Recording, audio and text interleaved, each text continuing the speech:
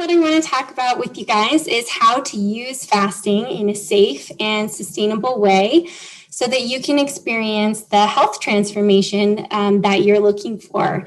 I think a lot of people are interested in fasting. They see it as a really powerful and amazing tool for improving our health. But I think there's a lot of misinformation about how to use fasting, the best ways to do it, and things like that. So that's what we're going to be talking about today. If I don't know you yet, I'll just introduce myself really quickly. I'm Deena, and I am a licensed nutritionist. I am a CNS, a certified nutrition specialist. I have a master's degree in nutrition. I also did the nutritional therapies program before I went back for a master's degree. And they have a very Weston Price-based teaching. And I do a lot of, in my private work with clients, I do a lot with digestive health. And that's kind of how I came into this space myself. I had chronic digestive issues. I had multiple autoimmune conditions. It kind of all came crashing down on me soon after giving birth to my daughter 12 years ago. And I tried, I found the Weston Price Foundation because I was having a lot of trouble breastfeeding my daughter and needed to find out what to give her instead. And I knew formula wasn't really a great option. And that's where I learned about raw milk and got interested. And I dove headfirst into doing everything I could with my diet to help me get my energy back and improve my health and all the things that were going wrong. My hair was falling out. I was tired all the time. I had horrible gut issues and all of that. And the diet changes were so huge for me and made such a big impact in my life that it became my career. So I'm very passionate about this work, and I'm excited to be here today. I just want to go over what we're going to learn today. And then, of course, if you guys have specific questions or things that you'd like me to cover, mention it in the chat, and Karen will make sure that we get that covered. So I want to talk about some of the unique health benefits of fasting. There are benefits of fasting that you just don't get other ways. And I think it's a really cool tool. I want to highlight that. I want to share with you the top 2 types of fasting. I think these are the safest and most effective and the easiest to do. There are a lot of variations. There are a lot of different types. And I really think that these are the most effective. They're the most effective for my clients and my experience and what makes sense based on my training. One of those ways of fasting, and one that's super popular, is intermittent fasting. And I just want to make sure that you guys know how to do it the right way so that you're actually getting the benefits and that it doesn't backfire, because I've seen it backfire and cause more weight gain for people or less energy or more food cravings and things like that. So I want you to know how to do it the right way. How to fast without constant hunger or energy crashes so that you can actually do it and get the health benefits. And why I think not supporting detox during a fast is like one of the worst things that people can do. It can backfire with worsening health and a slower metabolism. And it's something that I just don't think is talked about enough. So I know you guys already know this. If you're Weston Price advocates, you already know that diets don't work. But we keep trying them and we keep buying books about them. And so I think it's something that's still top of mind for a lot of people.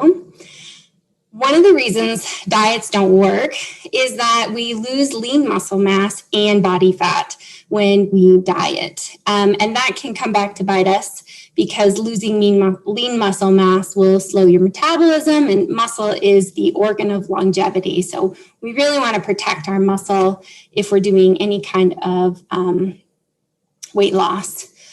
Also, your metabolism will kind of adjust to whatever you are doing. and it will slow down to match your calorie intake. So over the long haul, they don't tend to be very sustainable. A lot of times diets have us cutting out foods, limiting foods, and kind of categorize foods as good foods and bad foods. And I just think that that's not the right way to look at food. And that's one of the things I love most about the Weston Price principles, is that it's based on real whole food and nutrient density, and there aren't good and bad foods, at least not natural foods. Also, I think dieting puts people at increased risk of nutrient deficiencies. The more things we cut out, the more things we limit, the more things that are off limits, the higher the chance of missing key nutrients in our diet. Also, I think cravings tend to become more frequent and intense, in part because of the potential for nutrient deficiencies, also in part because it just kind of ignites our inner rebel and we start wanting the things that are off limits even more than we did before.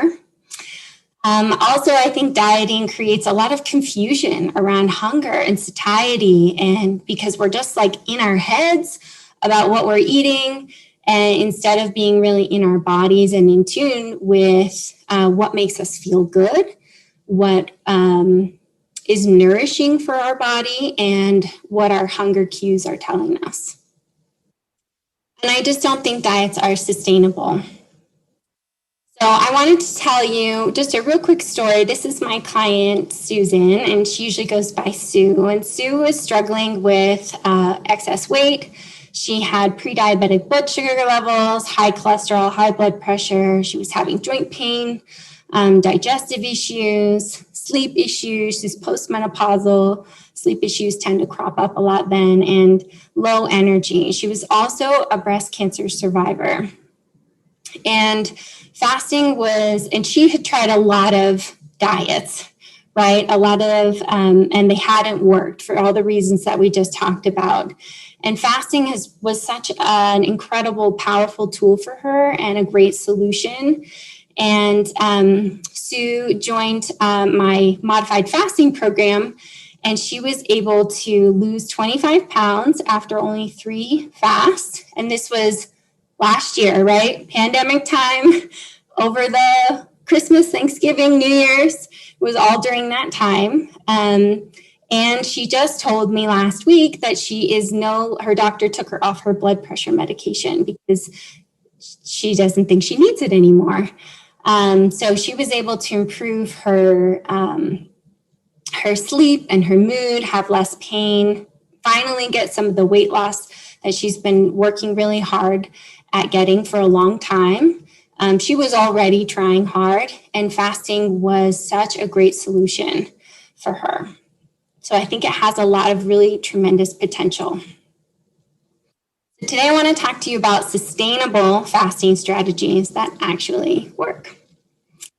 And fasting is really unique. It's different than dieting, right? And some of the reasons are, one, fasting targets fat loss specifically. So when we fast, we lose more of our energy comes from body fat than when we just are dieting. Up to 90% of your energy needs can be met by fat, body fat during a fast, which is really incredible. Usually if somebody's dieting, they're burning some muscle, they're burning some glycogen, they're burning, it's coming from a lot of different places, and we don't lose as much fat. The other cool thing about fasting is that your metabolism stays revved up. And this is because of surges in cortisol and adrenaline and growth hormone that go up during a fast, and they keep your burning calories, so that normally with a diet, your metabolism just kind of slows down to match the calories that you're eating, and then it gets kind of harder and harder to reach weight loss goals or something like that. But with fasting, we don't have that, which is really cool. Insulin levels stay low during fast, and they go to an all-time low during a fast. And that's really a key to being able to burn body fat for energy and become more fat adapted. The other great thing about fasting is that you don't have to do it all the time. When you're trying, when somebody's doing a diet or something like that, and you have to stick with it all the time, you have to be super consistent. And what's great about fasting is that you can get the same results, but by doing, a shorter fast every once in a while. The other great thing about fasting, I think that it doesn't put you at as much of a risk for nutrient deficiencies. They are short-lived and short-lived enough that they don't tend to cause problems. I still think it's really important that people go into a fast very well nourished and that they refeed properly after a fast. And then I'll talk to you guys a little bit about what a modified fast means, because that's here on this slide. I think it's a really powerful way to fast, but it's a way to fast and still be able to eat, which is really cool. And that covers the nutrient issue. Another cool thing about fasting is that, which doesn't sound so cool at first, but it is cool, is that it allows us to experience genuine hunger. And a lot of us don't know that feeling because we've always had food to eat, right? We've never gone more than half a day or something like that without eating. And a fast allows you the experience of identifying true hunger, and it actually becomes easier to kind of distinguish real hunger and a need to eat from other reasons that we might want to eat, right? Like boredom or habit, or maybe, you saw a billboard or you smelled the burger or something like that. Our appetite is influenced a lot by our environment and the cues around us. And fasting is an opportunity to really help us learn about how our body talks to us about hunger. Fasting is also like a really amazing reset button, a reset for your appetite, a reset for hunger hormones, a reset for satiety cues, and then a reset for your health, depending on the type of fast that you're doing. So one of the coolest things about fasting is that it taps into a built-in recycling system that we have in our bodies that really takes the old and worn out stuff and repurposes it for what it needs. And this is called autophagy, and that literally translates to self-eating, but it's just our body using kind of old, worn out debris inside of cells and repurposing it and reusing it to supply energy. And this is where a lot of the healing and regenerative and reparative power of fasting comes in. What this looks like is autophagy is something that takes place inside a cell. So right here I have a hepatocyte, so a liver cell. And what's happening inside that cell is the process of autophagy. So you have, the picture's kind of blurry and I apologize for that, but it was the best one I could find. You have here on the left, you have that blue circle with the pink lines on it, and that's the autophagosome. And he's like a really hungry cookie monster, right? He's going around the cell eating up garbage, basically. He's collecting the trash. And the lysosome is kind of like the trash compactor or recycling system. It has enzymes inside of it, has acid inside of it, has hydrogen peroxide inside of it, really caustic material, right? It fuses with that autophagosome and becomes an autolysosome. So the lysosome releases all of the enzymes, the acid, all that stuff to break down the trash that the autophagosome ate up. And it breaks it down into its molecular parts, right? So proteins get broken down into amino acids, and different parts are broken down into their tiny pieces. So the lysosome is like the trash compactor, right? And he's taking, or the trash digester, I guess we could say. And he's taking all that trash and then breaking it into its tiny constituent parts. And then your body can take those pieces and rebuild what it needs. So this is a twofold kind of process where we're clearing out old, worn out, dead parts inside the cell, the trash that's inside the cell, the gunk that's getting in the way of that cell functioning. And we're also providing the raw materials to build what your body actually needs. So this is where a lot of the benefits of fasting come from. So some of the things that are kind of eaten up in this recycling system are misfolded proteins. So your body can make proteins and misfold them. And when it does that, they can become immunogenic. The immune system can see that protein and say, hey, you don't look right. You're not supposed to be here. So that can create inflammation. So misfolded proteins are something we want to get rid of. Also, that autophagosome goes around gobbling up pathogens, viruses, bacteria, fungus, things that have gotten inside the cell that could potentially threaten the health of that cell. It eats those up as well. And we're able to break that down and repurpose it. And then broken cell components. So if the cell wall is broken, or the mitochondrial membrane is broken, something like that, those parts are taken out and recycled and repurposed. So it's very regenerative and has incredible healing potential. But I think that a lot of people will jump into doing water-only fasting, and I think that this can backfire for a few main reasons. First is blood sugar crashes. A lot of people don't have the blood sugar stability and blood sugar health to do a water-only fast without getting hypoglycemic. And when their blood sugar drops, then they get headaches, they get hangry, they get moody, they get tired. And that's not how we want to feel when we're fasting. And our bodies have the capacity to feel really good while we're fasting if blood sugar is balanced. But I think a lot of people jump into a water-only fast probably before they're ready.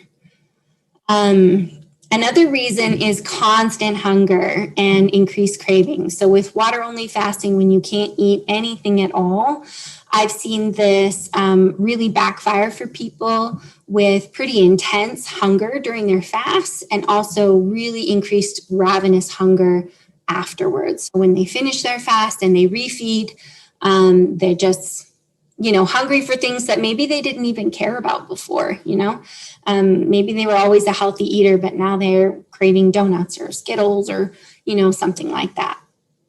I've seen that a lot in my own private practice. So, and then another reason is increased toxic burden, and that can damage cells and slow metabolism.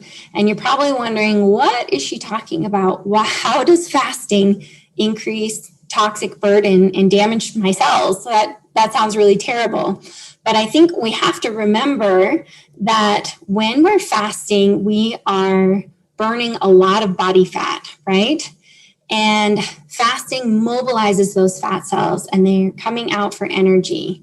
But the problem is that fat cells contain stored toxins. So toxins that we're exposed to that we can't get rid of fast enough, which we just can't in this world. Our exposure is just so immense. Those toxins are tucked safely away a lot of times in our fat cells. It's one of the safest places to keep toxins that the body can't get rid of fast enough. So when we mobilize those fat cells, we're mobilizing the toxins that are stored in them. And we know from research that there is an increase in the amount of toxins in the blood during a fast.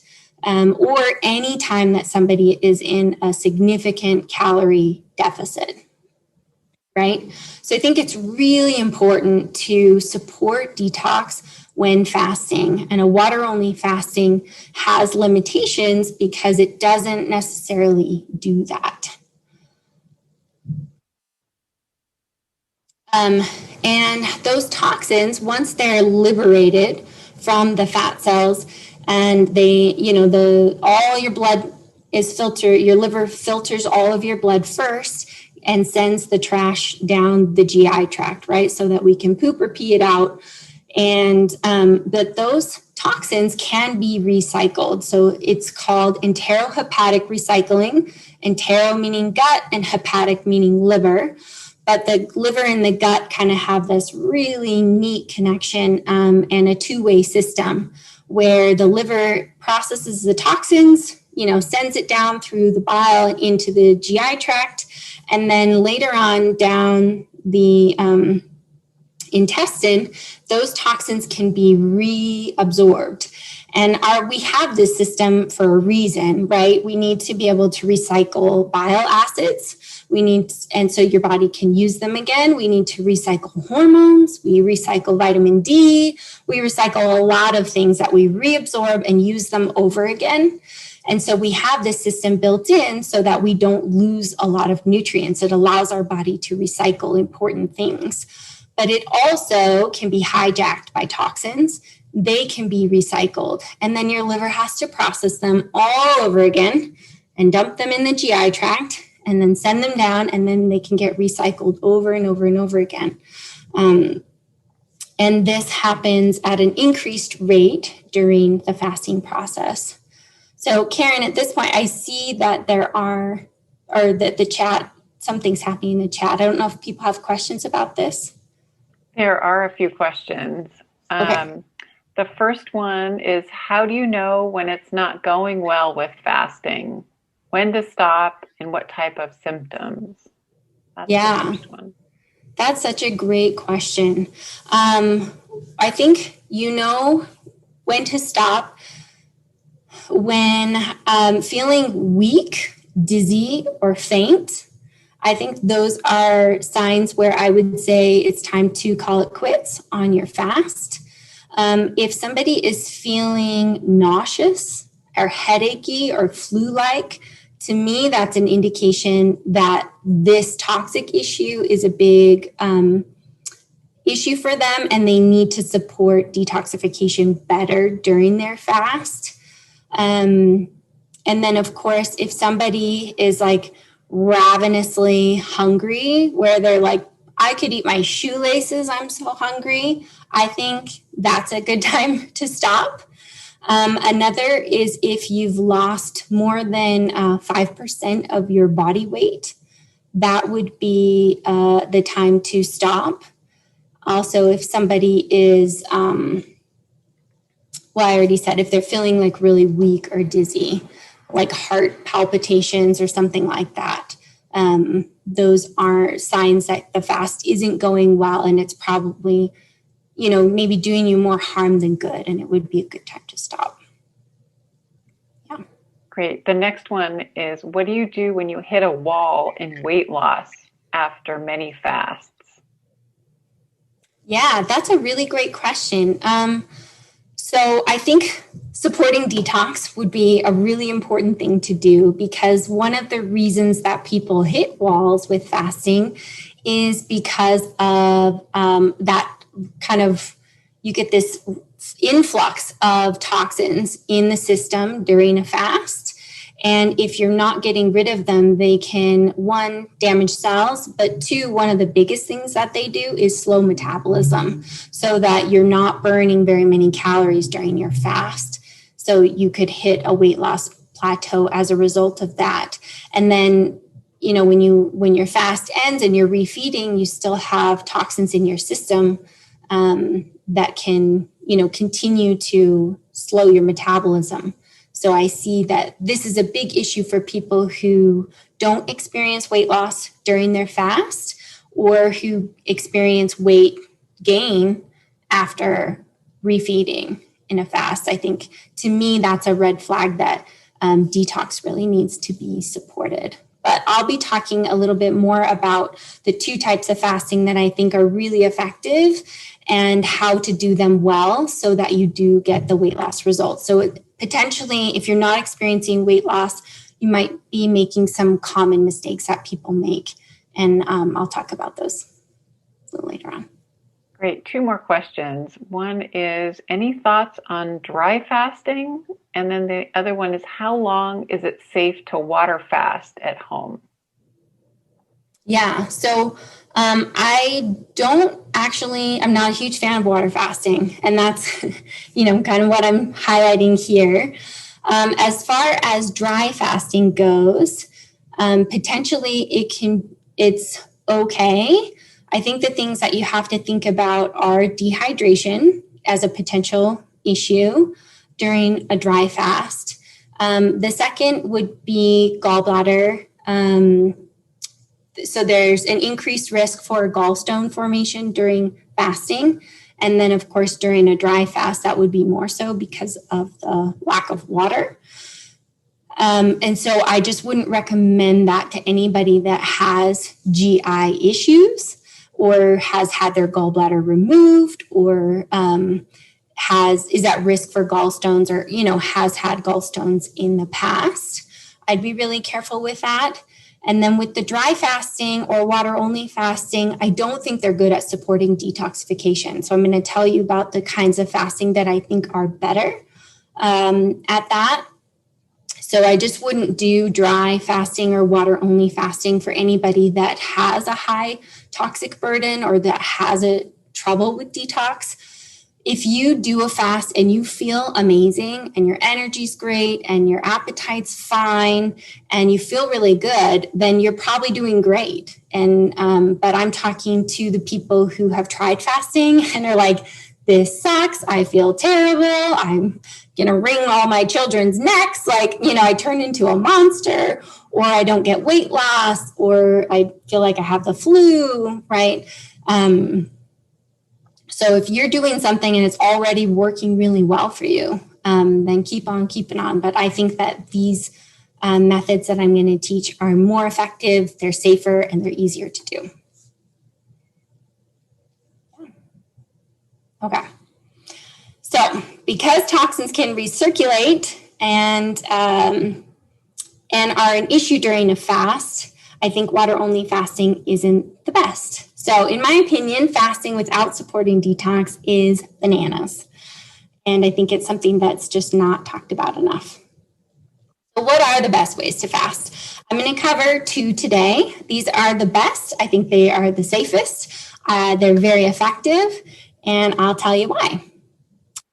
So the first is intermittent fasting. And by intermittent fasting, I'm talking about time-restricted eating. So there are actually several types of intermittent fasting, like 5-2 or OMAD, or there's a lot of different kinds. I'm specifically talking about time-restricted eating.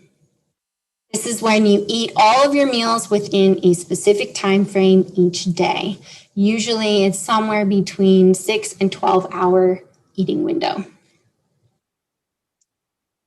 The other is a modified fast, also called the fasting mimicking diet. So that is a trademark term by Dr. Longo, but a modified fast is where it's a periodic fast, it's a prolonged fast, and it's a mimicked fast. So you actually still get to eat during this type of fast. And the types of foods that you eat, the amount of food that you eat are very specific and calculated very carefully. And that allows you to mimic a fast, get all the benefits of fasting without a lot of the downsides. So I think it's a really powerful tool. As I mentioned, there are several types of intermittent fasting. And I'm specifically talking about time-restricted eating here today. I don't think the alternate day fasting, the 5-2, the OMAD, I don't think that those are as effective or as sustainable. So this is just like a simple picture version of what time-restricted eating looks like. It looks like you eat or you're awake and eating, and then there's a period of time where you are awake and fasting. And then, of course, when you're asleep, you are also fasting. And the idea is that you spend more hours of the day in a fasted state than you do in a fed state. So it's usually less than 12 hours that you're eating all of your food. And when it gets too narrow, like the 1 meal a day, 2 meal a day kind of thing, I think that can also backfire for people. Intermittent fasting, very popular. It can be very effective, but most people are doing it wrong. And I'm going to tell you what I think are the biggest mistakes that people make. I'm going to go over two. There's more, but the two biggest ones. The first is skipping breakfast. And a lot of people might be like, what? I thought intermittent fasting was skipping breakfast. It's not. And I don't think skipping breakfast is a good idea. I see a lot of people do this. They eat their first meal at noon or at 1 in the afternoon or something like that. This backfires. And that's because skipping breakfast worsens blood sugar swings. You have higher highs, lower lows. We also see that it raises stress hormone levels, and that prevents you from being able to burn body fat. So you have higher cortisol levels, higher stress hormones when you don't eat breakfast. It intensifies food cravings for a lot of people, and especially at night, right? That your body kind of is looking for that hit later in the day. It usually comes back to bite people. When you finally do eat at 11 or 12 or 1 o'clock, most people are really, really hungry, and they end up eating a very large meal. It could be a very healthy meal, but it might be a very large meal. And that potentially can be a problem for digestion. It can be really hard on digestion. Also, really high amounts of fat at a meal, especially high amounts of saturated fat, like concentrated amounts, can increase toxicity, right? We get higher levels of LPS in the bloodstream. So those come from the gut and they leak out. It can kind of create a leaky gut temporarily. So I don't think that eating like one huge meal a day is healthy for most people, or 2 huge meals. And a lot of times when people delay their eating too long, they get so hungry that meal becomes very large, very hard on digestion. You get tired afterwards. This isn't always the case, but I see it a lot. Also, if you skip breakfast, you are not eating when your metabolism is the most active. And this doesn't make sense to me. We really are primed to digest our food. We have the highest enzyme production, bile production. We have the highest nutrient absorption. Your metabolism is higher. All of that in the morning, in the first half of the day. And this is when people are skipping eating. It doesn't make sense to me. Also, skipping breakfast is out of sync with your body's natural biological rhythms, your circadian rhythm. We're meant to eat in the morning. We're meant to not be eating after dark. Any questions about that mistake, Karen? There are some other questions. One is that saturated fats help heal the gut, not the other way around, as you just talked about. So that's one question. Yeah, so you're right. Absolutely, saturated fats are important for our health. I'm talking about a concentrated amount at one meal. So when we eat, like butter on your bread in the morning and cheese in your salad in the afternoon and that kind of thing, they're very healthy for us. I'm talking about when people eat really high concentrated amounts because they're very, very hungry. And so they're having, a coconut yogurt and cheese on their salad and butter on something, like all at one meal. And there is a dose response where if that saturated fat content is over a certain limit, then it does increase gut permeability. So yeah, saturated fats are not bad, but this is a potential issue, like for people doing ketogenic diets. It can potentially be an issue. We have to be careful about how much saturated fat they're eating. And I worked at a clinic doing ketogenic diets for years. So I had to coach a lot of people on how to do a ketogenic diet in a way that was very healthy for them and didn't increase the gut permeability. And then there's a question, is it okay if you skip breakfast if you are simply not hungry? Aha, that's a good question. Can you skip breakfast if you're not hungry? I think in my mind, the question is, why aren't you hungry? Because we should be hungry in the morning. And a lot of times, the most common reason somebody is not hungry in the morning is because they ate too late the night before. And their gut is still working on that food, still processing that food. And that happens a lot if we delay eating and we end up eating more of our calories later in the day. Then our body is trying to digest that food in the evening when it's not very good at digesting food. And our metabolism has slowed down. Your digestive enzyme production has slowed down. Your motility has slowed down. All of that happens after dark. And a lot of people are still working on that food. So what we see is that the amount of time that it takes to digest a meal is going to be longer if that meal's eaten in the evening time. So what I see people do is that they delay eating in the morning. They don't eat breakfast. It pushes back all of their meals for the day, and they end up eating more calories later in the day. So it's slower to digest, and their body's still working on it while they're eating, which can impact your sleep. It can impact repair and recovery. I think it's really important that we're in a fasted state when we go to sleep. It allows us to sleep better, get more restorative sleep. It allows gut rest. The last thing your gut wants is a whole bunch of food to process when it's trying to get a break as well. So what I tell people to do is to have an earlier dinner. Don't eat after like 5 or 6 o'clock. Try that for a couple of days. And I bet the chances are pretty high that you will be hungry for breakfast in just a couple of days. So that's usually the most common reason. People can also not be hungry for breakfast if they've got some blood sugar issues, if you're having blood sugar dips during the night. That can kind of create some nausea and headaches and kind of feeling when you wake up, and that can suppress appetite as well. But I always ask the question, why? Why aren't you hungry in the morning?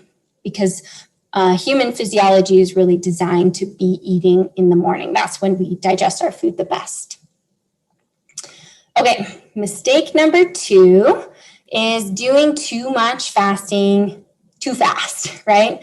I see this a lot with intermittent fasting, that people go from eating, 12 hours out of the day or 15 hours of the day, which is actually the average in the United States, to 8, right? Cutting it down to 8. And that can be a really big shift for your body.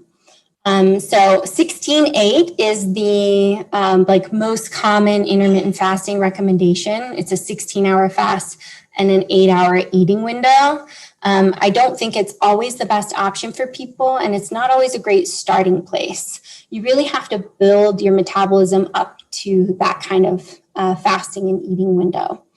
So, I think about a fasting window that is too long for you can backfire, and it's a little bit different for everybody. So it can increase food cravings when our eating window is too restricted. It can lead to low blood sugar episodes. And this is why I think getting your blood sugar balanced and in a healthy place before doing any kind of really strict fasting window is important. Fasting is also a really great tool for improving blood sugar. But I think we have to be careful about not diving in too fast before we've got some kind of blood sugar stability on board. Higher stress hormones with a really restricted eating window. Increased hunger. So one of the things, when you do intermittent fasting the right way, you should have less hunger. Your hunger hormones should actually go down. And this happens when you do it the right way. I'm going to go through what I think the best way to do intermittent fasting is. But when people are delaying eating or they're restricting their window too small, then they end up with more hunger than they had before. And that's a sign that it's too narrow. And rebound weight gain obviously would be a sign that it's not the right feeding window for you, or an inability to lose weight.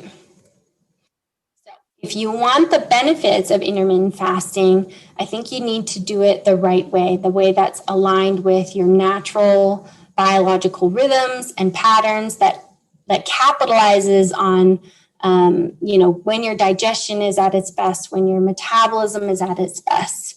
So I think the first step is to align your eating with your biology. We need to match our food intake with our circadian rhythm, right? When the sun is up and when the sun is down. So that means eating early, eating breakfast, a real meal, a full meal within 2 hours of waking. This really sets the stage for better blood sugar, less hunger hormones. You make better food choices all day long when you eat a really good, healthy breakfast.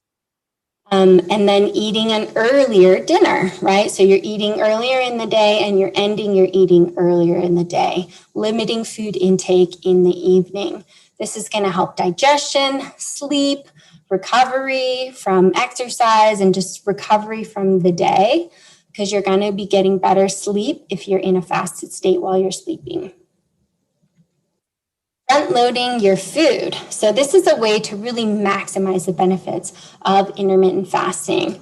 And it's kind of the same idea, but that means that you're front loading your calories for the day to the first half of the day. So breakfast and lunch are your bigger meals. They're your more substantial meals. And then dinner is your lightest meal. So you're kind of tapering as the day goes on, where you're starting with a bigger breakfast, a medium-sized lunch. It doesn't have to go in that order, but you want the bulk of the calories for the day to be when the sun is up and out. So, between like 7, 8 a.m. and like 4 in the afternoon. That's when you want to do most of your eating. And of course, that would change seasonally, but as a ballpark. This really maximizes the fat burning potential, the energy boosting effects of intermittent fasting. It works amazingly well. And the third is to find your own fasting window. You don't have to rely on a 16-8. That might be the right fasting window for you, but I think it's important that people find their own and that they ease into it gradually. So I call this the Goldilocks fasting window, right? Too little isn't really going to get you the benefits. Too much can backfire. It's about finding just the right amount that works for you. And in order to do that, I recommend that you just start by tracking your normal eating and fasting window. Find out, do I eat most of my meals in 10 hours a day, 15 hours a day? Like, where am I at? And then from there, you're going to want to trim your eating window by just 2 hours. I think doing more than that can backfire for people. And you want to trim the 2 hours at the end of the day, not at the beginning. And you want to choose a fasting window that you can do consistently, because consistency is the key to making progress. So in order to get the benefits from intermittent fasting, you don't have to do it every single day. The research seems to support that doing it 4 to 5 days out of the week is enough to get a lot of really great benefits, which is great because that means we can be flexible. We don't have to be perfect.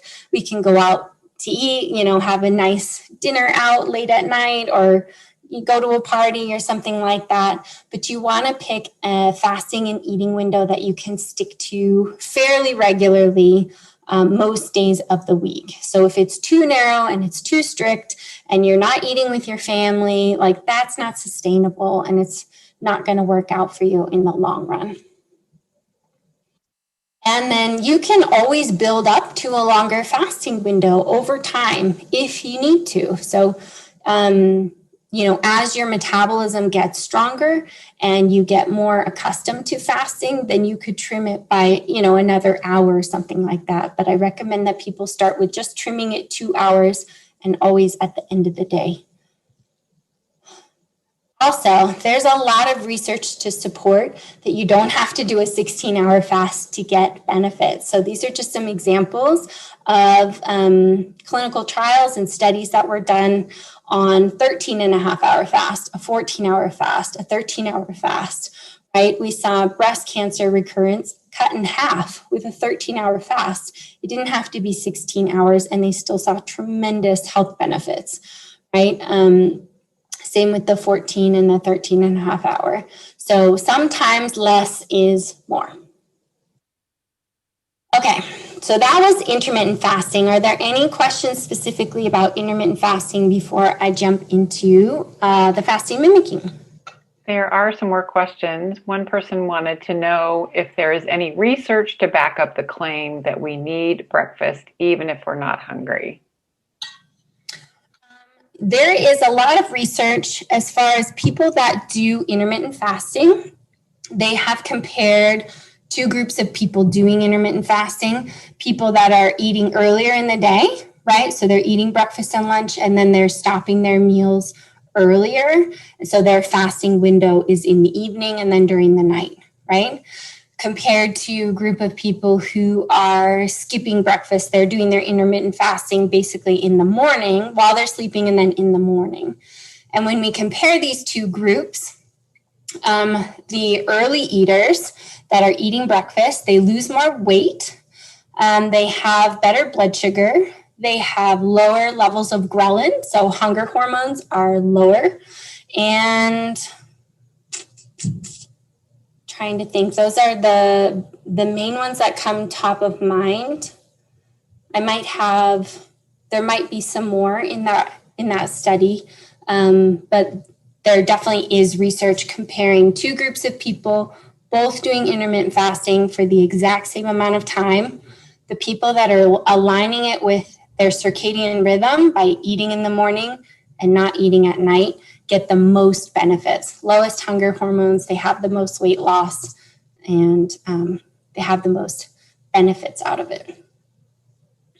Cool. So they report less hunger, but they also measured their actual hunger hormones in their blood, and they're lower. One person said that her eating window is from noon to 6, and she's still not hungry. So what do you recommend about that? Yeah, well, that's a very narrow eating window. I guess the functional medicine practitioner in me is why aren't you hungry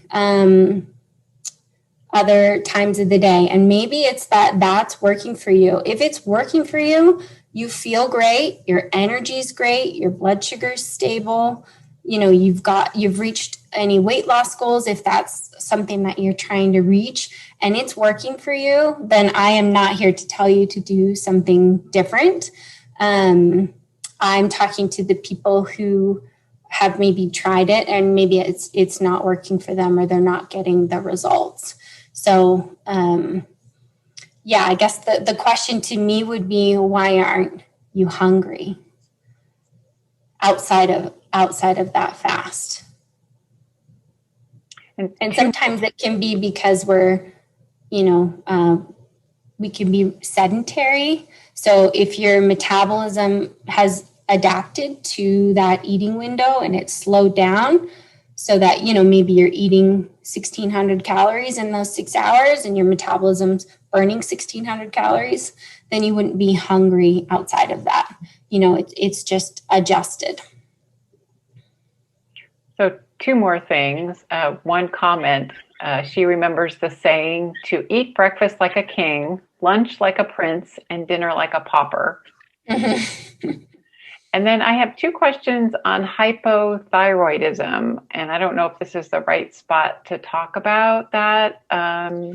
One person said, for someone with hypothyroidism and does not utilize fat for fuel efficiently, what would you recommend? And then the other question with hypothyroidism is, any recommendations for women with hypothyroidism regarding fasting? Yeah, I think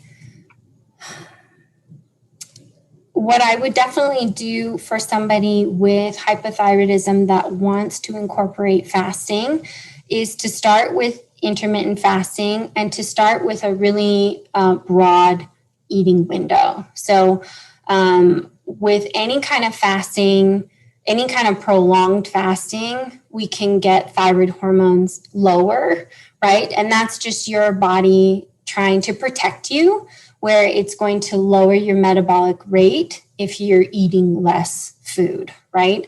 And so I think it's really important that women with hypothyroidism aren't doing overly restricted eating windows or fast or really long fasting windows. So if you're going to do intermittent fasting, then I would start with like an 11 or 10 hour eating window and not try to do like a 6 or an 8 hour eating window, just as a starting place. And then it's really important whenever we're doing intermittent fasting that the food that we're eating during the day, when we are eating, the quality of that food actually has to go up, right? Because when you're fasting, your nutrient needs don't change. You need the same amount of protein, you need the same amount of fat, you need the same amount of calories, you need the same amount of vitamins and minerals and antioxidants and all of that. So if you're eating less food, then the quality of the food has to go up. The nutrient density has to go up. So I think that's one of the reasons that I don't like it when people do overly restricted eating windows, because they tend to just eat the same stuff they were always eating, but in a shorter amount of time. And then they're naturally eating less, but they might actually be getting less nutrients as well. And that can backfire for metabolism, right? Because we need nutrients in order to process food and to maintain our health. So for somebody with hypothyroidism, I would just make sure before they did any kind of fasting that they're in a very well-nourished state, because fasting is stressful for our bodies and we don't want to take somebody who's already in a depleted state and then deplete them more with a long fast or a really strict eating window or something like that. So I think fasting can definitely be appropriate and applicable for those people. I would just make sure they're well nourished first, that there aren't nutrient deficiencies or inadequacies going on in their body before they fast. And then I'd be really careful about not doing super strict short eating windows.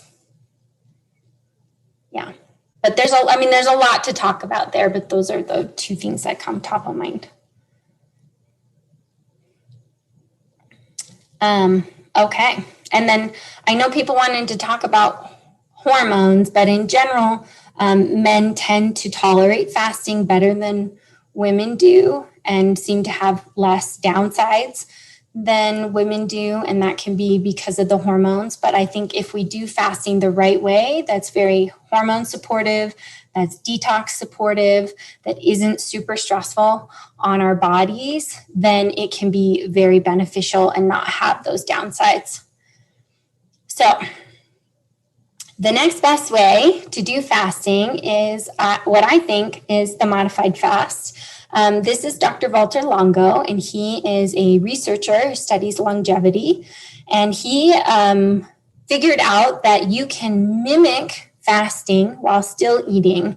And you can do that by getting the protein, the carbs, the fat, the calories just right. And it's really cool because you get to eat. It also allows you to do prolonged fasting, so longer fasting without giving up food and without some of the downsides that come with a prolonged fast. So why mimic fasting, right? Why not just actually fast? What are the differences between a water-only fast and a mimicked fast? So what's great about a mimicked fast is that you can still eat, right? Yay! That makes it so much easier to do.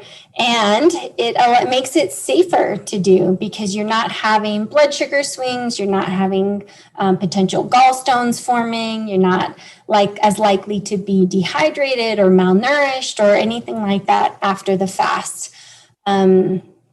You can also fast for longer, and this is really cool benefit of a modified fast because a lot of the really regenerative, reparative benefits of fasting come after about 3 days on a fast. And so if you can do a longer fast when you do a mimicked fast or a modified fast, you can tap into a lot of the regenerative, reparative, anti-inflammatory benefits of fasting.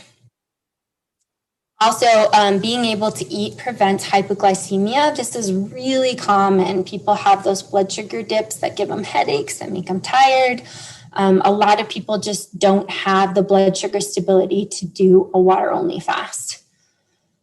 And better detox, because you're actually eating food and you're eating plenty of fiber, that helps the toxins that get released to get into the GI tract. The fiber binds onto them and you're pooping every day because you're eating food. So you're actually detoxing better during a mimicked fast. So prolonged fasting is difficult. It's potentially dangerous. But when we mimic fasting, it allows you to do it for longer. It allows you to do that prolonged fast in a safer way and what I think is a more effective way. Some of the unique benefits of a modified fast include cellular regeneration, right? Where that autophagy kicks in. Old and broken, worn out, the parts are cleared out during the fasting. Also, stem cells are activated during a fast, which is really cool. And that happens after about the 3rd day as well. So in research, we've seen this with regeneration, remyelination of nerve axons. This was in a mouse model in particular, but we do see stem cells activating in humans. And autophagy, unfortunately, is something that's very difficult to measure. So at this point, we're kind of making some assumptions and as far as like how much autophagy and when it kicks in and things like that, we have to make our best guesses. One of the other benefits is targeted fat loss. So fasting burns more fat, right, than dieting. And it also targets visceral fat, which is the fat in and around our vital organs, and abdominal, that belly fat, right? Those are linked with higher disease risk, mortality risk. It's the kind of fat that's potentially more dangerous for our health. So you can have a nice big booty and thick thighs, and it doesn't necessarily affect your metabolic health. But when we carry a lot of weight around our abdomen, that's linked with higher disease risk, increased risk for diabetes, increased risk for cardiovascular disease, higher inflammation, things like that. Fasting targets this specific type of fat, which is really cool because dieting does not do that.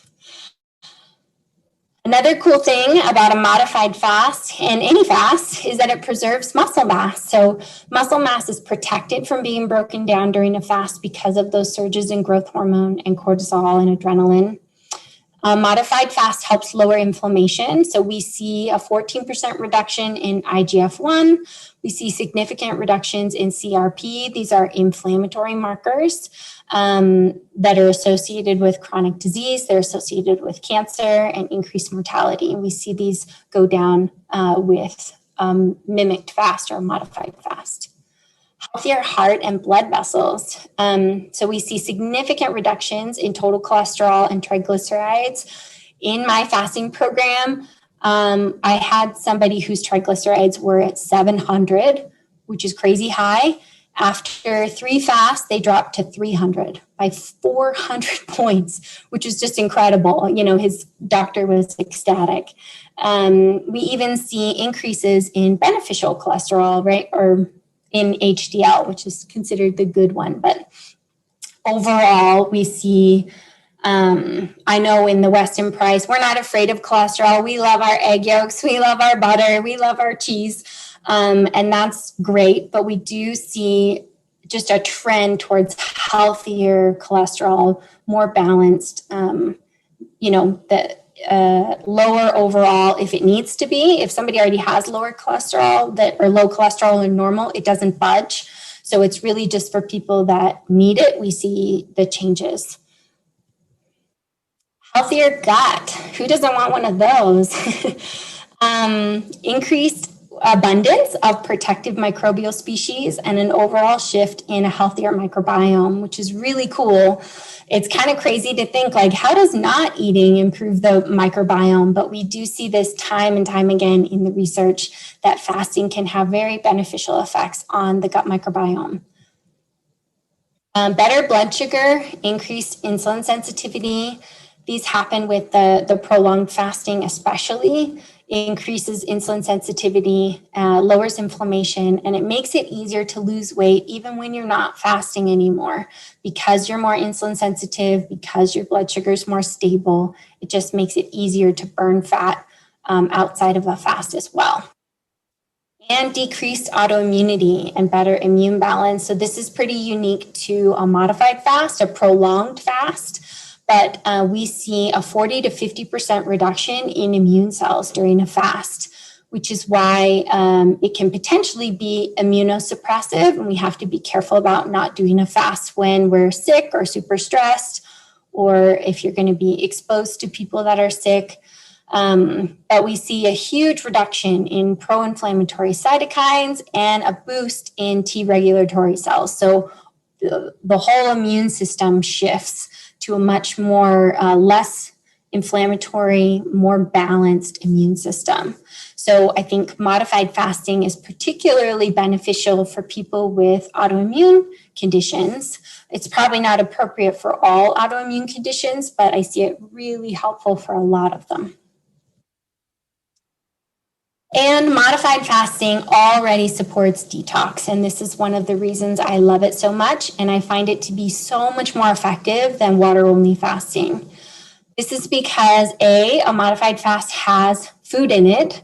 And if you build it appropriately, it has a lot of fiber in it, right? That fiber helps to bind the toxins. It helps you poop every day so that you're getting rid of those toxins. There's water in a modified fast, right? There's water in the food, and you're also drinking water, which helps you to pee out toxins, avoid dehydration, and things like that. It contains protective antioxidants. So when we're exposed to toxins, our bodies use up antioxidants as a way to protect themselves. So there's actually an increased need for antioxidants during a fast, and a modified fast is providing those. So that's why it's important to go into a fast really well nourished, but also if we can eat really antioxidant rich foods like the ones in the picture, then that can help support our detox during that fast and protect our cells. It provides some nutrients, right? So we're not going to be depleted at the end of a fast. And it's less likely to trigger a stress response. And being in a stressed state inhibits detoxification. So we want to be able to stay in a nice, relaxed state when we're fasting. And if we're not starving and we're not thinking about food all the time, then we're going to be a little bit more relaxed, right? Knowing that we get to eat, knowing that we're not going to be as hungry, knowing that we're going to be able to support detox, that helps us be more relaxed during our fast. So this is the kit that Dr. Longo has come up with. This is called Prolon. It's a modified fasting meal kit. This is how he has made it commercially available and really easy and convenient for people to do a modified fast, because you have to have a very certain amount of calories, very particular amount of protein, carbs, fat. It's all very specific, the ratios, the amounts. He came up with a meal kit where you just eat what's in the box on day 1, and then on day 2, you eat that box, and then day 3, and things like that. So it's a really convenient and easy way for people to do a modified fast. There is what I think is a better option. The prolonged kit does have some downsides. So it's very expensive. The kits cost about $250 retail. Sometimes you can get them for like $225. Even for me as a practitioner wholesale, they're still $175. So they're expensive. And you're supposed to do it once a month. So, if you're trying to do that for 6 months or a year, something like that, it can be thousands of dollars. One kit also contains inulin and some prebiotic fibers. So for people with gut issues that tend towards bloating or gas or have sensitive guts, it can be really just not even an option. This was the case for me. I have a history of gut issues, and even though I felt like my gut was in a really good place, I had like horrible distension and bloating for like 10 days after eating 2 of the meals on the first day. And then I just like threw the rest of it away. I was like, I'm not touching that ever again. And I've got to come up with a better idea. And I'll tell you about that idea. But most people do just fine with the kits. For those of us with really sensitive guts, it's a little harsh. There's no fresh food in the kit, right? It's all dehydrated packaged food. So olives, crackers, nut bars, and soups, dehydrated soups. The Prolon kit is not certified organic. So if that's something that's important to you, it's good to know. And then it contains some potential allergens. So if you're allergic to nuts or soy or oats, sesame, anything like that, that's in the kit, they do have like a low lectin nightshade-free version that just came out, which is cool for anybody that needs to be really careful about that. Also, the kit only feeds one person. So because of all of these issues, I wanted to come up with a better idea. And I turned Dr. Longo's, his plan, the specific amount of calories, the protein, the fat, the carbs, all the ratios, and came up with recipes that could be used and made at home instead. So inside of my fasting program, I give my clients meal plans, and they exactly mimic Dr. Longo's kit. In the protein, fat, carbs, calorie content, so that they can do a mimic fast, but they can do it with real food made at home. They can make sure it's organic if that's important to them. They can feed their whole family at the same time, and they can save a ton of money. So in the 5-day meal plan, in 3 cycles of modified fasting, that can save you $750 or more. It's fresh whole foods. What I find for my clients is that it's so much better at reducing hunger and keeping blood sugar stable and their energy up. Also, a lot more volume of food. So it's a full plate, right? I've designed the meals so that you get like a full bowl of soup or a big salad or something like that. So just visually, it looks like you're eating a lot of food, even though the calories are still very low. And there's lots of meal choices, which people like, and then you can keep feeding your family. You don't have to make separate meals. You just would adapt their meal to be, maybe have some chicken or something on the side or a bigger quantity than what you're eating. And I think that this is a much more sustainable way to go because it's something that you can learn how to do at home. Okay, so we've got the intermittent fasting versus the modified fasting. And a lot of people want to know which one is the best. And I say that they're both different. They're both fantastic, and you can do them both, which is what's cool. But the benefits are different, and I think it's important for people to know what those are. So the main benefits of the time-restricted eating, intermittent fasting, is that it's really great for aligning with circadian rhythm. It can help with your sleep. It can help improve hormones and digestion and all of that when you time your meals with your natural biological rhythm. It's really great for digestive and gut health because it gives your gut a rest. And that can be really helpful for anybody that's experiencing digestive symptoms. It can help with immune health. Less day-to-day inflammation because of that better sleep and more regeneration during your sleep. Helps with hunger regulation and appetite kind of reset. This is probably one of the main benefits I think that people get from doing intermittent fasting. It can help with blood sugar. It can help with weight loss. I've seen people lose up to about 15 pounds doing intermittent fasting consistently. I've never seen personally, I haven't seen people lose more than that. So if you have a lot of weight to lose, I think it's a really great tool for getting you started and boosting metabolism, and helping with hunger hormones and changing your appetite and things like that if you're doing it the right way. But I don't see it help with a ton of weight loss, although there are people that have had that success. With modified fasting, the benefits are that you can still eat, right? It targets belly fat, in particular visceral fat. So if somebody's at increased risk for diabetes or heart disease, or is gaining weight in that area of their body, they've got insulin resistance, that kind of thing. I see more significant weight loss with modified fasting. You get the preservation of lean muscle mass, which is great.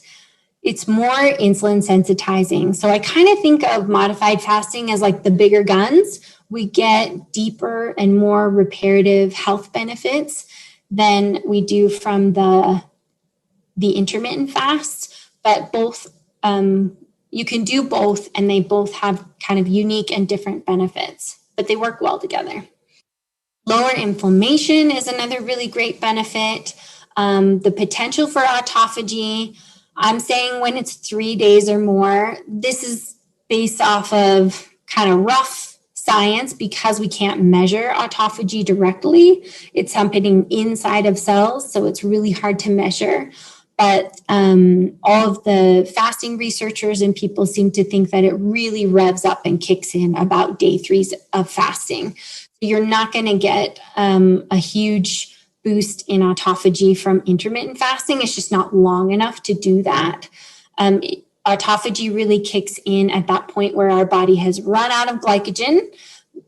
We've run out of like all our stored sugars, and we're kind of forced into tapping into body fat, and we're forced into recycling, right? We've run out of everything that we have saved on us. And that usually takes about 24 to 36 hours. Or even longer before we kind of run out of the fuel that our body just kind of has ready to go, stored in our muscles and our liver and things like that. So we think that it takes about 2 or 3 days before that kicks in. And then the detox potential of modified fasting, because a long fast will kind of unearth a lot of toxins, you have the opportunity to get rid of them for good. Right? You have to be in that hypocaloric state in order for those toxins to get released. And then in a modified fast, because you're able to eat and support detoxification, you're able to get rid of those really effectively. So it has the potential to double as a really gentle detox program. And better blood pressure. So that's not something that we necessarily see with intermittent fasting, but we do see it with modified fasting. Better blood lipids. So that's the cholesterol, triglycerides, HDL, they all move towards a healthier direction. Better blood sugar control, and lower risk for disease, which is really great. One of the benefits that people comment all the time is that it changes their appetite, and they have less cravings for sugar and sweets and junk food than they did before. And that makes it just so much easier to stick to those healthy habits. So that's really cool. So like I said, you can do both. You can do both intermittent fasting and modified fasting. I think they work really well together. And I think intermittent fasting is really good kind of like exercise for doing a modified fast. It helps get your body ready for a longer fast and kind of primes your metabolism so that you can do it really well. I just wanted to tell you about another client of mine, David, who did the fasting program with me, and these are some of the benefits that he saw. So these are real people just like you. He wasn't interested at all in weight loss. He's already a really lean guy, but he had pre-diabetic blood sugar, and it came as a really big shock to him because he eats very healthfully. He's very active, and it came as a big surprise that his cholesterol was high and his blood sugar was high, and he didn't understand why. And he's had really dramatic changes in that. So in my fasting program, we do before and after lab work so that we can track these things, and we just see remarkable changes. Okay, so just to recap what we've learned. Hopefully you've learned that fasting has some really unique health benefits that you just don't get from, eating a healthy diet or living a healthy lifestyle. It has some really added benefits. That different types of fasting will yield different results. That intermittent fasting the wrong way can kind of worsen sugar cravings, increase appetite. It can mess with your circadian rhythm. I think it's really important if you're going to do intermittent fasting to optimize it so that you're getting the most benefit out of it. And that modified fasting, I feel like, is one of the safest and most effective forms of fasting. It's easier to do it for longer, and you get really unique benefits when you fast for a long time. And that fasting is stressful on your body, and doing it too much, too often can backfire. Also, having a body that's just not ready for it can make it so that it's not as great of an experience and it's not as beneficial for your health. And that fasting increases the toxic load on your body, and that detox should always be supported during a fast. So in my fasting program, we have an entire module on on detox and how to support it during a fast through adding binding agents and supplemental fiber and saunas and exercise and things like that. And I think it's really important and overlooked. So thank you so much. And I would love to answer any questions, other questions that people had that we didn't get to. That was so interesting. Thank you. I learned so much, and what I've been doing wrong. There's so much to cover on fasting. And so there, for everything that I did talk about, there were 10 things that I didn't have time to cover, and it was already a really long presentation. So I appreciate you guys sticking around. Yeah, that's great. So there are a couple comments. One person said eating less is more difficult than not eating at all for her. And, okay, yeah. I get that. I hear you. Yes. Sometimes like with a modified fast where you're eating 725 calories, that can feel more challenging than just fasting completely. And I get that. What's cool about the modified fast, though, is that it gets you into that fasted state. So even if you were to just try to eat 700 calories, you'd probably be really, really hungry. What's cool about the modified fast is that it's like very specific amounts of protein, fat, and carbs that get you into a fasted state, just as if you were eating nothing. It helps get people into ketosis faster than like if you were just eating 700 calories of whatever you wanted. And the low protein is really key for mimicking a fast. So I think that if you did the modified fast, you might find that it's different than just like trying to limit calories. But I hear you on that. Sometimes it is easier to just be like all or nothing. somebody wants to know what makes the modified fast a fast. Is it the ketone levels? That's a great question. So it's a couple of things. A modified fast mimics fasting. One, there's a calorie threshold, right? So above a certain number of calories, you're going to kind of get kicked out of the fasted state. So Dr. Longo's kit cuts that off at 725 calories. If you want to be, or give or take like 50, If you want to be really specific, you can calculate it based off of your body weight. But the calories, limited calories is part of it. So you're not eating a ton of food on a modified fast, but you are eating some, about, 1 meal's worth of food spread out over the day. The protein is very low. So the protein has to be below 10% on the first day and 9% on the other 4 days, as far as like macronutrient ratios. And out of, with 725 calories, it's like 15 grams of protein or something, very small amount of protein. That's really important for mimicking fasting. It's probably one of the most important things. The calories low and the protein very, very low.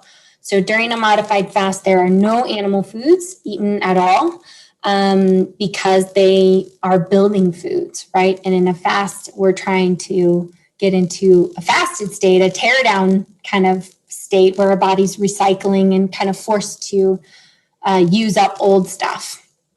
So there's no animal foods during the fasting period. I encourage people to eat them as soon as they're refeeding, because I think they really help with hunger management and with repair. But the protein's limited, the calories are limited, the types of foods are limited. No animal foods at all. So it's a vegan, vegetarian-friendly 5-day program. And that's important for fasting. And then the carbs and the fat are pretty 50-50 during the fast. On day 1, it's a higher fat, low carb, and that helps your body transition into fasting better, and it helps you get into ketosis faster. And getting into ketosis helps you burn body fat. It helps your hunger hormones go down, and be able to fast with more ease. But it is just as if, probably not quite as effective at getting into ketosis as complete fasting, but most people get there by day 2 or 3 of their fast, even though they're still eating. Someone asked, what is a typical meal for the modified fast? But I guess you pretty much said that already with the no protein, no animal foods. Yeah. So, in my program, I try to make the meals as filling and appealing and nutritious as possible. With Dr. Longo's kit, it's a dehydrated soup is pretty much always there, like those Lipton packets or something like that, where you just add hot water. So it's really convenient. It's very unsatisfying, I think. There's nothing to chew on. There's a granola bar, crackers, and I think he did a really good job as far as the ingredients go. He tried really hard to use whole foods. There's not a ton of preservatives or flavorings or, I don't think it's junk food. I just think that eating real food is just so much more beneficial for people. But his kit, I think, is a relatively healthy option. So that's what you eat if you're doing the kit. If you were doing mine, usually it's like a smoothie for breakfast, a salad for lunch, and a soup for dinner is a pretty common pattern. And we're eating, it's like a blackberry shake, and it has blackberries and almond milk and flax seeds and spinach, so very nutrient dense and as healthy as it can be for the limitations that we have.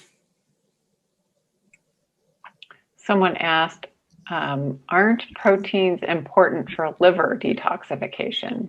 Yes, very important. So in my program, one is that I spend 3 weeks with people before they ever do their first fast and really prepare their bodies, because yes, you want to be well nourished before you do a fast. Always. You want to have those good, proteins on board. You don't want to be depleted in anything before going into your fast, because it will inhibit detox. It'll inhibit some of the repair. The other thing that I do in my program is I have a whole refeeding program, and we learn about that before we ever do the fast, so that people know exactly what to eat, how to refeed properly, so that they're Hunger stays normal. They don't regain the weight that they just lost. Also, that refeeding program is very, I wouldn't say high protein, because it's not technically high protein, but it's higher than what most people are used to eating. But it's to optimize that repaired regeneration that happens, because during the fast, you have all that tear down and all these stem cells that get activated during your fast. And then when you refeed, that's the opportunity that your body has to grow those cells into brand new cells, healthy cells, brand new liver cell, brand new gut cell, brand new, muscle cell. And it needs nutrients to do that, and it needs protein. And I think especially, it needs protein especially to rebuild all that tissue. There's an actual measurable shrinking of organs during a 5-day modified fast that you could see on an MRI. You'd see it in the mirror, you actually get a little bit smaller. A lot of that is water weight for the initial couple of days, but people do lose body fat, of course, during their fast. But your liver gets smaller, your gut gets smaller, everything gets smaller because so much debris is cleared away. And then you refeed, those organs within a few days of refeeding will grow back to their normal size. But that is dependent on the quality of your refeed, right? So that's another reason I wanted to make a program, because I wanted people to be able to have the before, the middle, the after to really get the most benefit. So the proteins are important for detox. If you have them on board going into your detox, you'll be just fine. And then during the refeeding period, we emphasize the amino acids that are most important for detox, like glycine. So there's a lot of gelatin in the refeeding meal plan, a lot of bone broth in the refeeding meal plan, to make sure that you replenish what you used up through that detox challenge. Someone asked, would coffee enemas be a good adjunct to the modified fasting plan? Ooh, that is a good question.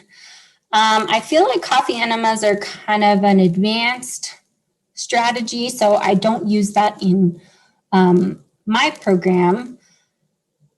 Potentially, yes, I think that they could be very beneficial. One of the things that Dr. Longo and I both caution against is a lot of caffeine during the fast.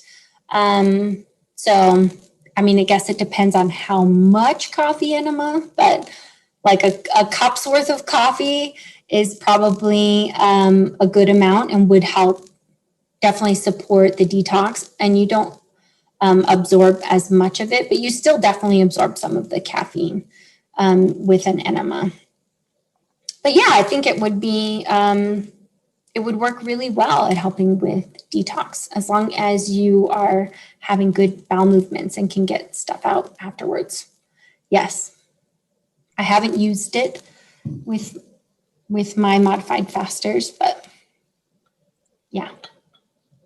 Someone asked, would a fat fast be a type of modified fast? It would not raise insulin even if you were liberal on calories. Like basically like a keto version? That's what it sounds like. A high fat. I guess what I would say is that we don't know that kind of fast, it's not a well-researched type of fast as far as I know. In order to mimic fasting, the calories do have to be carefully counted. And if it's fat-based, 700 calories will not be very much food, right? It's like a handful of olives and nuts, and you're like 10 olives and 5 almonds. There you go, 750 calories or something. That's probably not quite accurate, but you can't eat a lot of fat. So the volume of food would not be very much. It would be very unsatisfying as far as eating goes. It would very much feel like you're not eating at all. And then also we don't have the research to back up that mimics fasting in the same way or has the same kinds of benefits.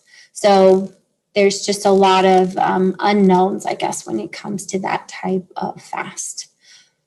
But I mean, ketogenic diets do have a place for people, and, you know, definitely are a potential option. I just don't know that a high fat fast would have the same benefits. We just don't have the research on it, as far as I know. She also asked, she says, the modified fast that you're talking about seems very high in oxalates.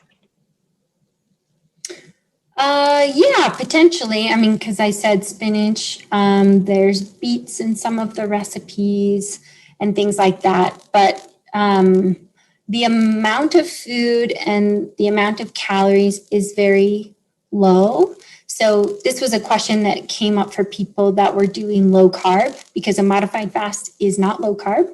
It's moderate carb. It's about 47% carbohydrate on days 2 through 5. But you're only eating 750 calories. So it actually ends up being like less than 50 grams of carbs.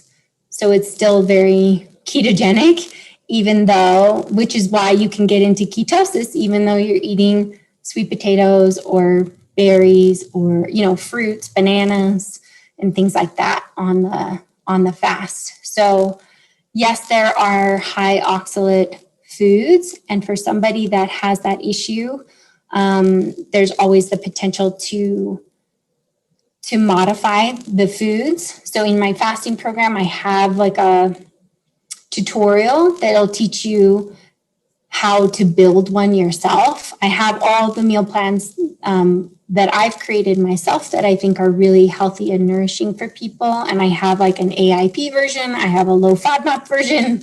They're all gluten-free. They're all dairy-free. They're all egg-free. I have a nut-free version. So there's a lot of options in there. I don't have a specific low oxalate version, but we could probably find one. But the amount of food you're eating is low. So even though they're high oxalate foods, you're not eating very much of them. So it could still potentially be okay. I guess it would just depend on the person. She wanted to know, was it Walter Lango who died because of liver cancer? No, Walter is still alive and well. Someone asked, what do you think of monotonous diets, such as a khichdi cleanse, which I don't know what that is, with the same low-calorie pattern as the fasting mimicking diet? I guess I'm not exactly sure what they're referring to, but I think like a monotonous diet where you eat the same thing all the time. Or, you know, it's like, I know that people do like the potato one or something like that. I think what I mentioned before about why diets don't work is because most of the time they're not sustainable. And if it's not something that you can do for the long haul, it's not something that you can stick with for your life, then it's probably not going to result in sustainable weight loss or sustainable health benefits. So that's one of the reasons why I think modified fasting is so effective, is that it's something you can do for 3 to 5 days. You do it once a month. People don't have to do it every single month. It just depends where you're starting and what your health goals are. Somebody that's very lean actually should not do it every month. So probably doing it 3, up to 12 times a year. I would only recommend it that often for somebody that has weight to lose. You've got to have extra body fat on you to do it that often and not stress out your system. So I like it as a better option because it just is so much more sustainable. It's something you can do for life, and it's something that you can do every once in a while. It's not something that you have to do all the time. And a monotonous diet sounds monotonous. And has those limitations of how are you going to build a monotonous diet that meets all of your nutrient needs. That would take a degree in nutrition. You'd have to eat a lot of organ meats.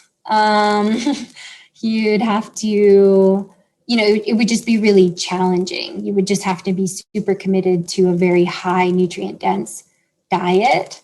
And then there would be no wiggle room for the occasional sweet or splurge or something like that, because you'd have to try really hard to meet your nutrient needs. So I don't know, it just seems like it would bring up a lot of challenges. So, people do that definitely in the short term. What I like to promote are sustainable changes that we can make, things that we can do for the rest of our lives, because we feel good when we're doing it, which I think with fasting, you can get like an incredible burst of energy and kind of a high from doing it. A lot of people report feeling really good after their fast and during their fast, and it makes them want to do it again. So with my program, the people that came to the program, they did 3 consecutive modified fasts. Out of the 15 people that did the first round with me, 13 of them have joined for the second round. So it is something that people like to continue doing. They saw the results, it felt doable. And then with the intermittent fasting is also something that I feel like if you do it right, it can feel very sustainable. So I wish I knew more about this monotonous diet to comment, but I think it just has a lot of potential to have the issues that other diets have. Yeah, she said it's just for 5 days, and it's kitchery. Kitchery is rice with mung beans and vegetables. Okay. Yeah. A couple more things, and then maybe you can tell us how to get more information about your program. Let's see. I guess it's just one question. Do you do modified fasting yourself for health reasons? Yes, I do. I got really interested in modified fasting for kind of the anti-aging health benefits and preventative, disease prevention. I have a long family history of cancer. All of my grandparents died of cancer. 3 out of the 4 of them in their 50s and 60s. My mother has breast cancer. My aunts, 3 out of my 5 aunts have had cancer. So I was definitely interested in it from a health preventative, or disease prevention perspective. Also, I have a long history of autoimmune disease myself, so I was interested in it for that. And then, of course, just, maintaining body composition as we age and things like that. So, yes, I do modified fasting with my group program. And I try to do the fasts along with them. We try to do them all together. I think it's really helpful to have other people with you and we're in it together and doing it as a community. People have found that to be equally healing and good for them. Yes, but I do it. Cool. So tell us about how we can find out about your program. Okay, so I've run the program twice now, and it's been really successful, which has been so exciting for me. You never know how it's going to land with people, and are people even going to do this? But they do it, and they love it, and they do a fantastic job of it. So the program is right now I have it set up as a 15-week program that allows us to do 3 cycles of modified fasting. Which is what Dr. Longo did in his clinical trials. So I wanted to be able to match that and then be able to compare my results with what he was getting with the kit and make sure that I'm seeing the same kinds of benefits. So right now, that group, we are right in the middle of it. So I'll probably have a new round going in the summer or the fall. So right now, if you are interested, you would just sign up on a wait list to hear more about the program. And I'm trying to build it out so it's a little bit more self-paced and self-study so that people can people who already know a lot about fasting and whose bodies are ready to jump right in can kind of move through that initial material more quickly and get started right away. And then for people that need to take their time, they can take their time. So I'm always trying to improve it. But yeah, right now it's a wait list. But I would love to hear from you. I'm happy to do a free phone call with anybody that's interested and wants to know if they're a good fit. There are some people that aren't a good fit. If you're taking insulin, metformin, blood sugar lowering medications like that, then fasting could be potentially not safe for you. Seniors, so elderly over the age of 75, we have to be really careful with fasting because we don't want them to lose any muscle. And so I have modifications for how to do fasting in that age group, but in general, they need to limit their fasting, a modified fast, and not do a full 5-day fast. And then, of course, like pregnant women, people with history of eating disorder, that kind of thing, because fasting is naturally very restrictive. I don't want people that have a history of disordered eating that aren't recovered from that, because we want to be in a really good mental health space going into a fast. So just, to be able to find out, hey, Deena, do you think this will help my IBS? Or do you think this will help my lupus or something like that? Because I think there are definitely people are different places along their journey. And if your body is in a really stressed out state, then that's actually probably not a great time to be fasting, because in order to get the benefits of fasting, we need to have like some space. It needs to not feel super duper stressful, because fasting's already really stressful on your body. So you want to be well nourished. You want to be kind of, in a good place. You don't have to be in perfect health to fast at all, but you want to be in a good place with your health, I think. Do you want to put your IBD flare or something like that? Mm-hmm. Probably not a good time. Do you want to put your contact info in the chat? And then one last question. Someone is asking about, do you add spices to make it more appealing? Yes, there are lots of spices in the program. And what's great about the spices is that most of them have pretty much 0 calories in the amount that you eat them. So even though the meal plan is, hopefully built to be very flavorful and tasty to you, you can add things like ginger and basil and turmeric and, things like that, because they don't add to the calories, and they do add, antioxidants and flavor and things like that. So yes, you can be very flexible on spices. Cool. Well, that was such an interesting presentation. I really appreciate your information and energy, and it was really, really interesting. I'm so glad. Yeah, thank you so much for offering to present to us. And there it is, Deena at sparkvibranthealth.com. That's my email if you want to set up a phone call.